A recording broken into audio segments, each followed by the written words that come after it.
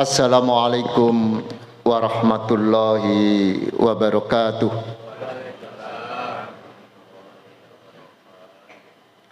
Alhamdulillah alladzi lam yalid wa lam yulad wa lam yakul lahu kufuwan ahad.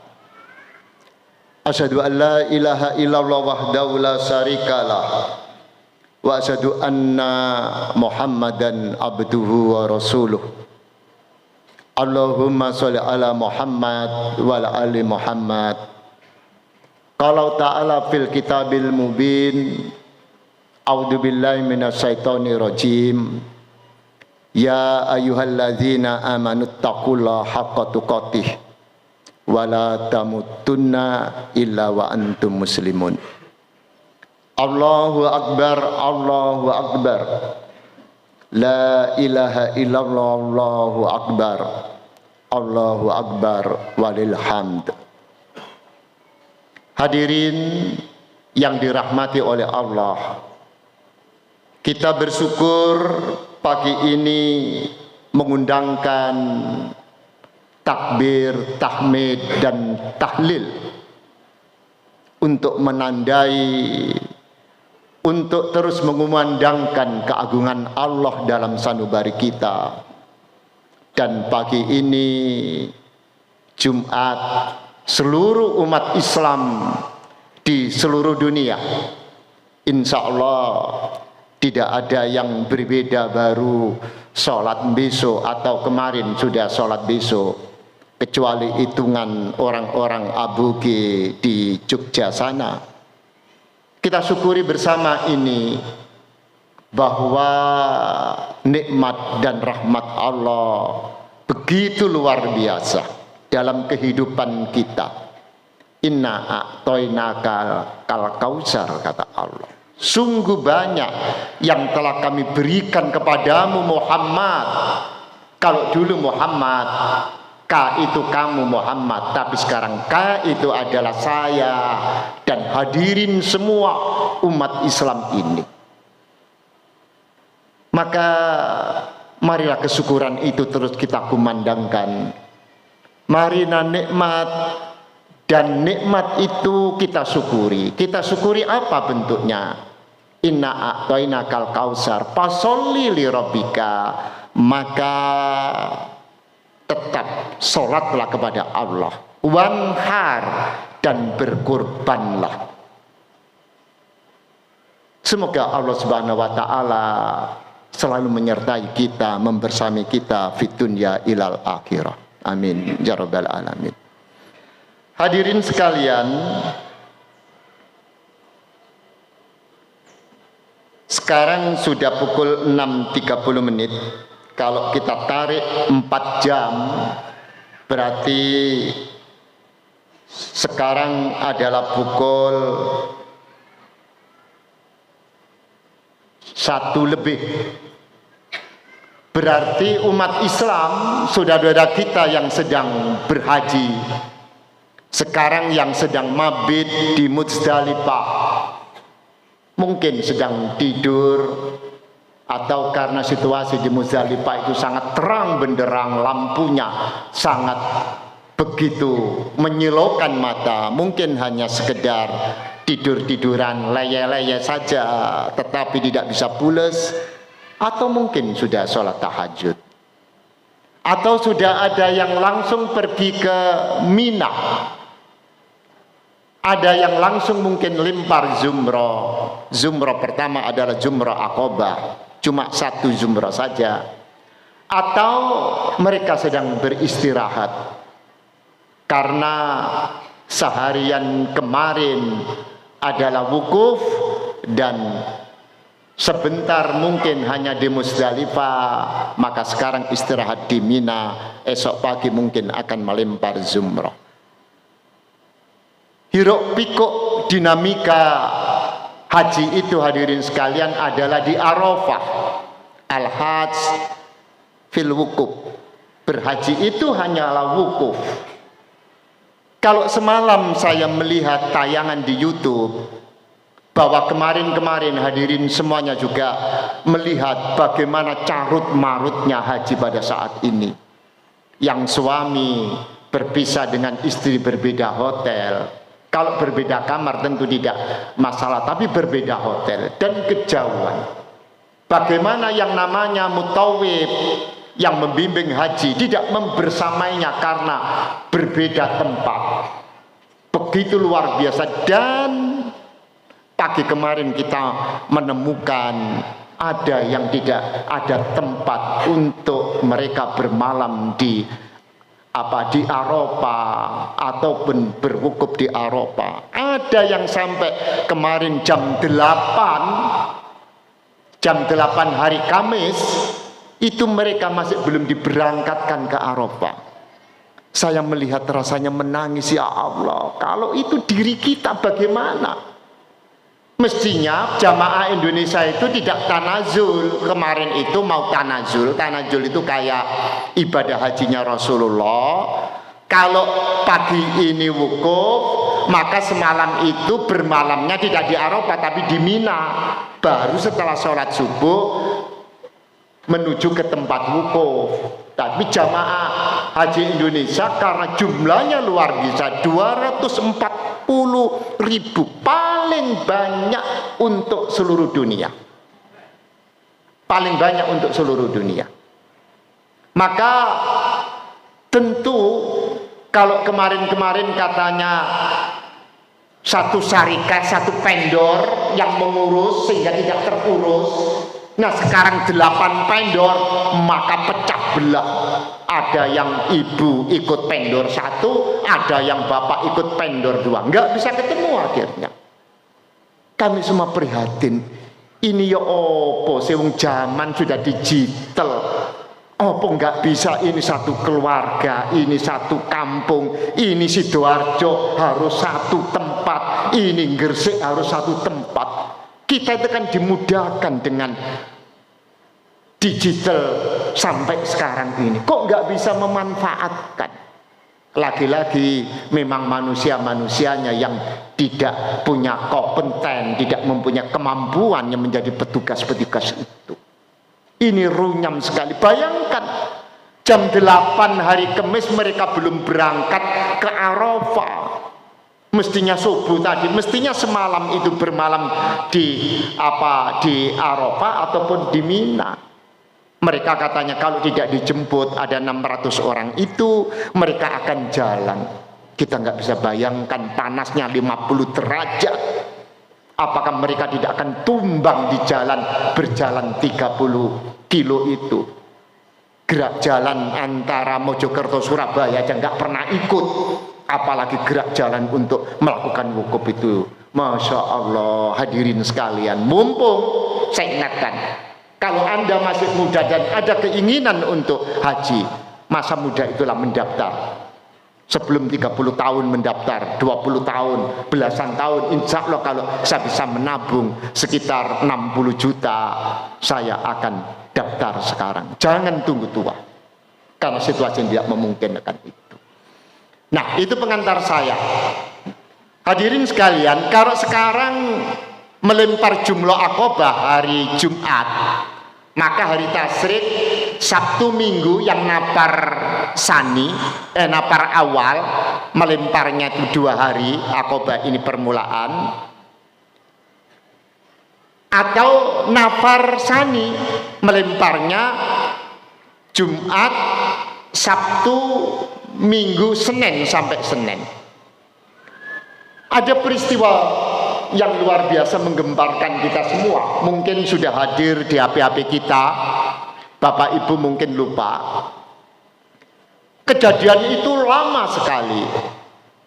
Mungkin hari Senin malam, karena Senin maghrib itu harus terakhir lempar jumroh ataupun tawaf ibadah. Jadi orang itu boleh kalau dari Musdalifah langsung ke Mekah untuk tawaf ibadah, tawaf dan sa'i, terus melempar jumroh Aqobah, terus melepas pakaian ihramnya. Atau mereka melempar jumroh dulu Aqobah, terus besok masih melempar lagi, baru mereka besok akan ini tawaf ibadah. Bapak Ibu sekalian, kalau nggak ada kepentingan, Bu, jangan pulang dululah. Kita itu bisa bermain HP berjam-jam, mendengarkan khutbah 10 menit aja kita itu nggak tahan. Masya Allah, apa yang akan kita dapat dalam kehidupan kita itu? Mohon jangan diperhatikan yang sudah pulang. Yang anda sekarang aja coba bermanfaat atau tidak khutbah saya ini. Kalau tidak bermanfaat, pulanglah. Kalau memang nggak ada gunanya, pulanglah. Kalau memang tidak berharap rahmat Allah lebih lanjut, pulanglah. Hadirin sekalian, terakhir haji itu ada seorang ulama besar antara tidur dan tidak. Dia mendengarkan percakapan dua malaikat.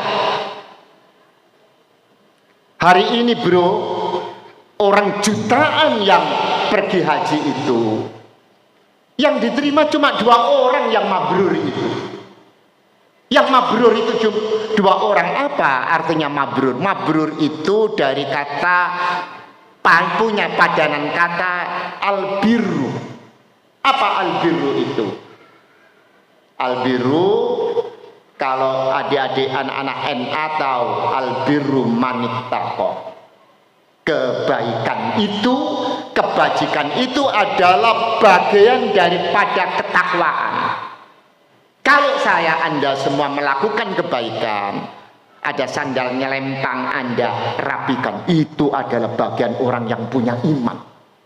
Nanti setelah acara ini, apapun diringkes, apapun sampah diambil, dibuang, itu menunjukkan orang itu punya ketakwaan.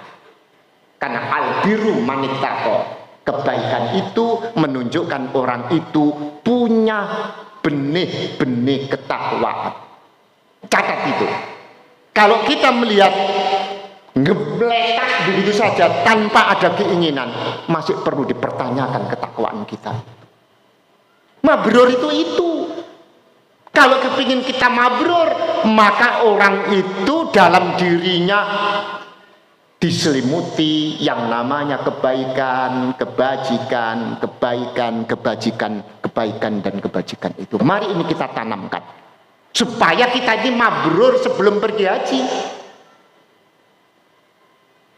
Kalau sudah baik Pak Khotib, apa kita tidak perlu berhaji? Masih perlu. Haji itu rukun yang terakhir. Kebajikan ini kalau sudah kita lakukan, kita ini sudah mabrur sebelum pergi haji. Coba cerita ini. Kata Syekh ini menyatakan, haji tahun ini gara-gara 2 orang. Gara-gara 2 orang itu akhirnya semuanya diterima oleh Allah. Ya Syekh, kalau 1 orang, siapa itu? Kalau 1 orang mereka sempat hadir, bisa melakukan umroh, bisa melakukan wukuf, bisa melakukan mabit di Muzdalifah, bisa melempar jumroh, bisa tawaf ifadah. Tetapi yang 1 ini nggak bisa melakukan haji. Loh, kok heran dan ajaib bagaimana orang tidak bisa melakukan haji tapi dia itu bisa punya predikat mabrur. Ingat tadi kata-kata saya, mabrur itu punya padanan kata dari albir tadi itu. Diceritakan ada seorang tukang sol sepatu. Saya ini menyatakan, ini jelas namanya fulan dari negara ini. Siapa yang dari, taruhlah dari Baghdad.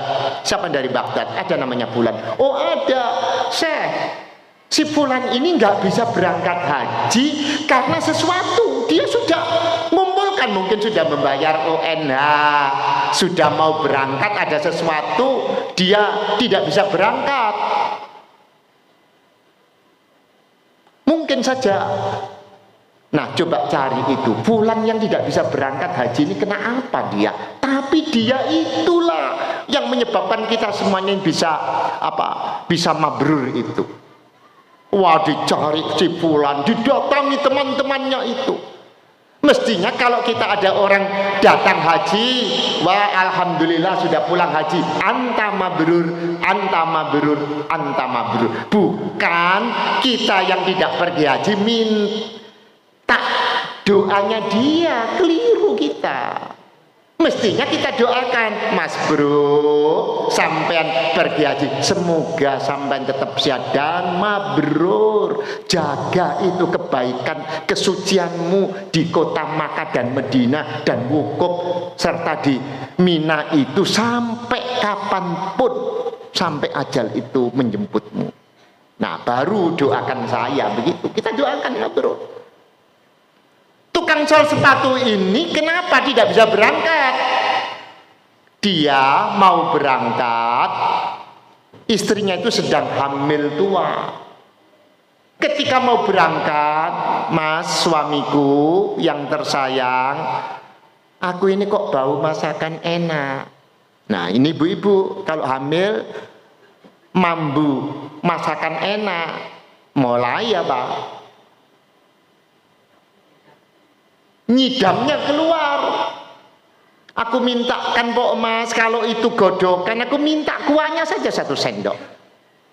Kalau itu bakaran cuelno saja lah Mas, biar anakmu nanti nggak ngiler gitu kata orang Jawa. Dasar suami baik, mau meninggalkan istri berminggu-minggu karena perjalanannya bisa 1 bulan, pulang pergi belum di sana nanti 40 hari, bisa 2 bulan lebih itu. Suami ini tidak tega, Bapak Ibu sekalian, maka dia cari itu padang pasir, dicari ibu-ibu yang sedang masak itu baunya yang seperti ini. Akhirnya menemukan dia sebuah rumah. Dia kenal, assalamualaikum ibu. Oh iya sampean, wah sudah basa-basi, sampean ini lagi masak apa kok baunya enak sekali? Oh iya Mas, saya sedang masak. Ini anak-anak saya kecil-kecil tidur semua nunggu masakan ini belum mateng-mateng gitu. Ibu ini adalah seorang janda yang fakir, punya anak-anak kecil, ditinggal suaminya meninggal, dia fakir dan tidak punya apa-apa. Ibu, masakan ibu itu sampai di bau istri saya. Bolehkah Bu, istri saya minta barangkali 1 sendok karena itu kelihatannya kuah. Ibu itu ditanya baik-baik, matanya melotot merah mukanya. Apa yang dikatakan ibu? Haram kau makan masakan ini. Kalau Allah dan Rasulnya menghalalkan aku dan anak-anakku yang yatim dan fakir ini untuk makan itu. Bapak ini terkejut. Loh Bu, masa saya makan minta 1 sendok aja haram? Bukan 1 sendoknya, yang bahan yang aku masak ini. Loh, ibu ini masak apa? Kamu tahu, ini adalah anak kambing yang sudah mati. Ini adalah bangkai kambing yang aku masak. Karena aku ini fakir, janda lagi, punya anak kecil-kecil yang yatim itu, maka Allah dan Rasulnya menghalalkan untuk aku dan anak-anakku.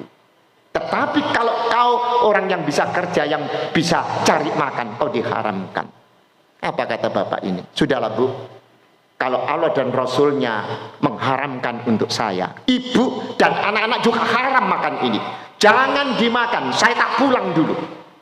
Dia cepat lari, dia rundingan sama istrinya bahwa bau masakan yang kau bau itu adalah masakan bangkai yang akan dimakan oleh seorang janda yang fakir, yang melarat, yang punya anak-anak yatim kecil-kecil itu.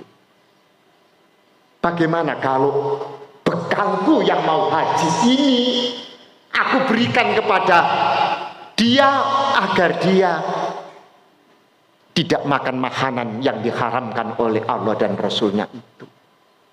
Nggak apa-apa aku tidak pergi haji, asal aku bisa menyelamatkan, asal aku dan engkau bisa menyelamatkan ibu yang sedang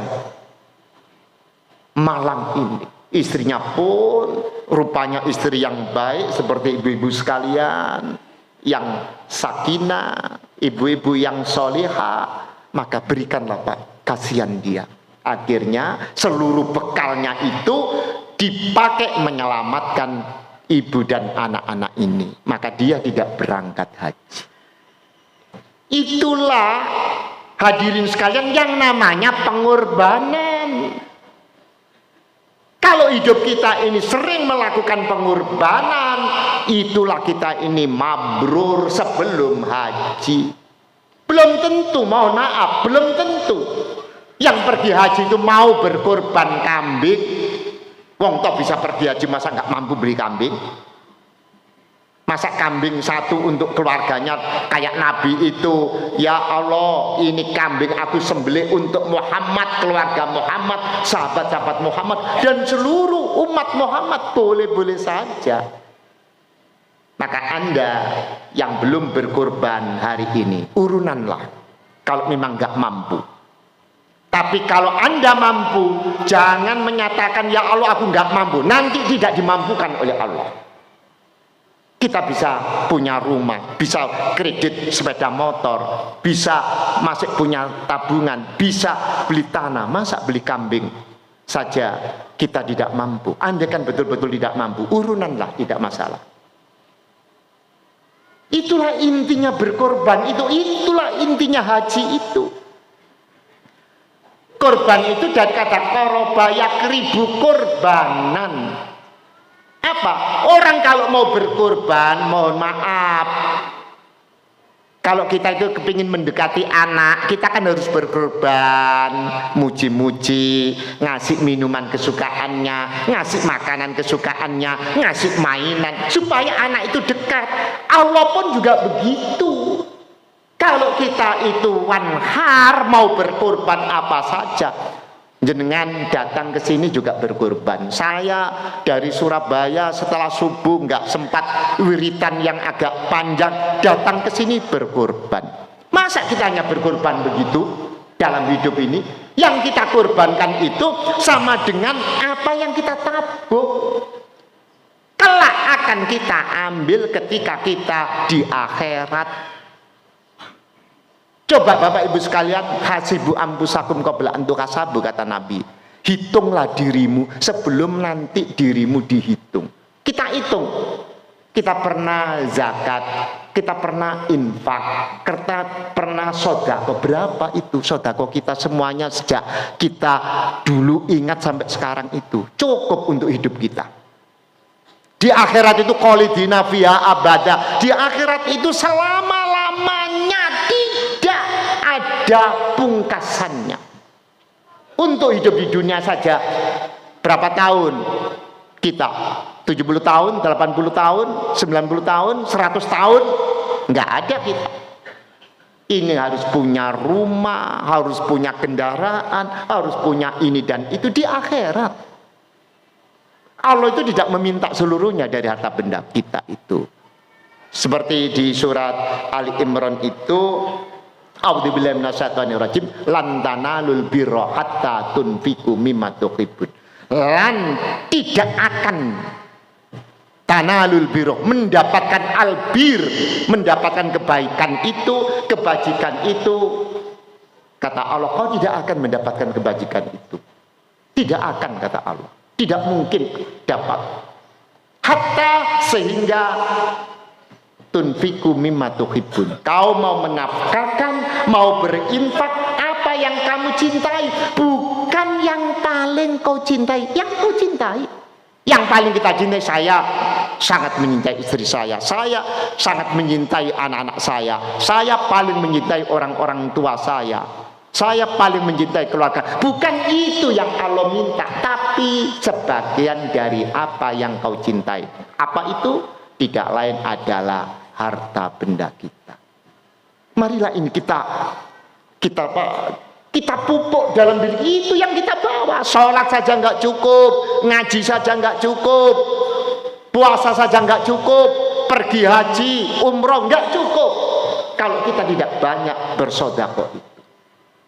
Wamfiku qabla ya ahadukumul maut. Berinfaklah sebelum engkau mati. Sebab orang itu kalau sudah nazak mati, minta dihidupkan supaya dia bisa bersedekah.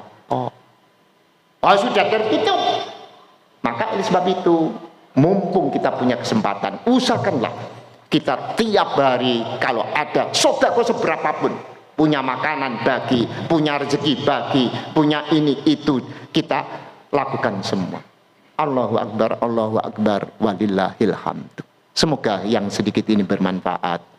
Semoga Allah Subhanahu wa taala melapangkan dada kita, melapangkan pikiran dan hati kita, dan langkah-langkah kita, agar kita selalu mau berbagi, agar kita mau bersedekah, agar kita mau menyisihkan sebagian daripada harta benda kita itu. Dan ya Allah, kami tahu Rob, bahwa yang kami sisihkan itu bukan untukmu ya Allah, dan Engkau tidak mengharapkan sesuatu itu untuk dirimu ya Allah. Itu semuanya adalah kami tahu ya Allah, itu adalah untuk diri kami. Rabbana hablana min azwajina wa dzurriyyatina qurrata a'yun waj'alna lil muttaqina imama. Rabbana srif anna adaba jahannam inna adabaka nagoroma. Allahumma ighfir lana wa li walidina wa li suyukhina wa li ikhwanina wa li jami'il muslimina ahya min amwat. Rabbana atina fid dunya hasanah wa fil akhirati hasanah wa qina adzabannar. Rabbana taqabbal minna innaka antas samiun alim wa tub alaina innaka antat tawwabur rahim. Walhamdulillahi rabbil alamin. Allahu akbar walillahil hamd. Assalamualaikum warahmatullahi wabarakatuh.